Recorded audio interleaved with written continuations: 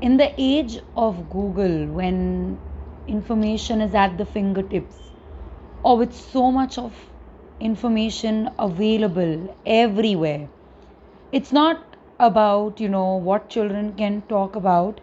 It's how children talk and why children talk about something, or how they think about something and why they think about something.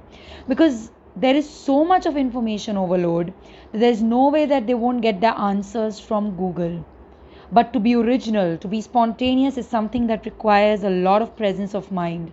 It requires the ability to absorb information, to pay attention, how to go about interpreting all that information, and to be able to use it in some proper way.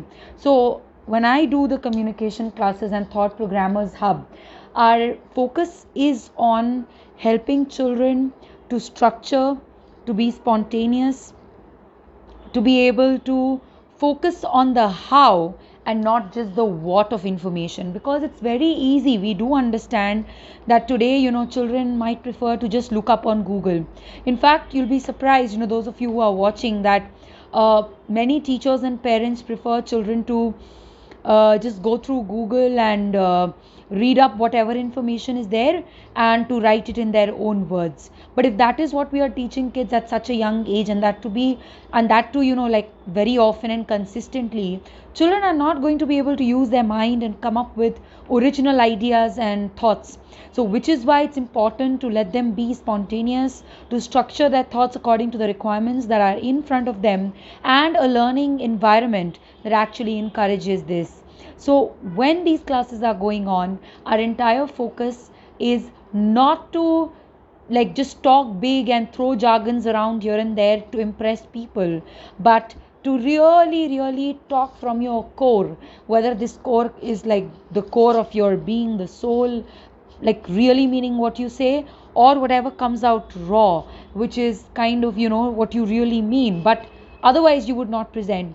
Surprisingly, when we think about kids, we think they really don't know what's happening around, but their observation power is so sharp that if we actually utilized it properly or helped them to understand how to channelize their originality and their observations properly, trust me, you'll be able to see such a lot of innocent wisdom. But it cannot lead to overconfidence, which is why we need to mentor them, groom them on the go. No matter how many books they read, no matter how much they write, no matter how much they watch, at the end of the day, when they're talking, is what is ultimately they're absorbing and what is going to stay with them. And if we do not let them talk and express and filter all of that content, they are just going to be people who we don't eventually know. Because many times we think that if we are giving a child a certain book, or making a child write something or watch something, they're going to absorb it. Not necessary. In fact, when you make children watch something, and then if you make them think deeply, you'll be surprised at what their observations are as compared to what you thought their observations will be.